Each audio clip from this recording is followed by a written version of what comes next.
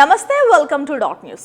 చంద్రబాబు సర్కార్ కొలువుదీరిన తర్వాత చకచక మార్పులు జరుగుతున్నాయి. జగన్ ప్రభుత్వంలో కీలక హోదాల్లో ఉన్న అధికారుల్ని సమూలంగా మార్చేశారు.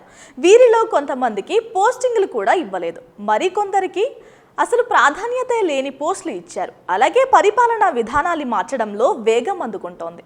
కొన్ని విషయాల్లో మాత్రం జగన్ పాలనా విధానాలనే కొనసాగిస్తున్నారనే చర్చకు తెరలేచింది.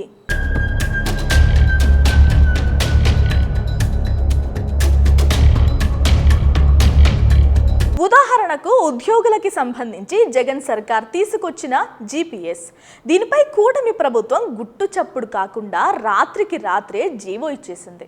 ఉద్యోగ ఉపాధ్యాయ వర్గాల నుంచి తీవ్ర వ్యతిరేకత ఎదురు కావడంతో ప్రభుత్వం వెనక్కి తగ్గింది. దీన్ని ప్రస్తుతానికి పక్కన పెట్టేశారు. రద్దు మాత్రం చేయకపోవడం గమనార్హం.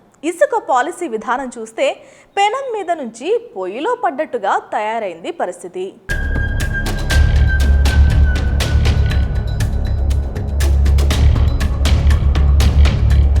ఉచిత ఇసుక అందుకుంటున్న వాళ్ళ భాగ్యం అనుకోవాలి. ఎక్కడ ఇస్తున్నారో, ఏమి ఇస్తున్నారో ప్రభుత్వ పెద్దలకే తెలియాలి. ఇక మరో ప్రధానమైన పాలసీ మద్యం విక్రయం.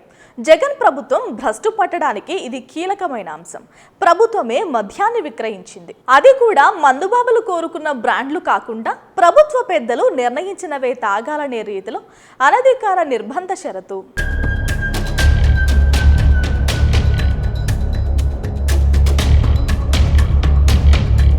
ఎక్సైజ్ అధికారుల సమాచారం ప్రకారం మరో ఏడాది పాటు ప్రభుత్వమే మద్యం విక్రయించేలా ఉన్నట్టు సమాచారం.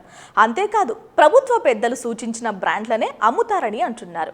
జగన్ ప్రభుత్వం తీవ్ర వ్యతిరేకత ఎదుర్కోవడం తెలిసి కూడా బాబు సర్కార్ అదే పని చేయడానికి సాహసిస్తుందా అనేది ప్రశ్న.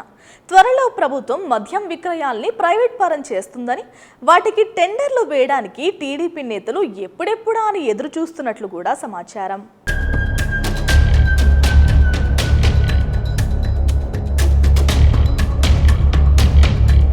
మరోవైపు కల్లు గీత కార్మికులకు 10% మద్యం దుకాణాల్ని కేటాయిస్తామని చంద్రబాబు హామీ ఇచ్చిన సంగతి తెలిసిందే. ఈ నేపథ్యంలో మద్యం దుకాణాలపై టీడీపీ వ్యాపారస్తుల కన్ను పడింది. కానీ ప్రభుత్వమే మరో ఏడాది అమ్మకాలు చేపట్టాలనే చర్చ నేపథ్యంలో నాయకులు అసహనంగా ఉన్నారట.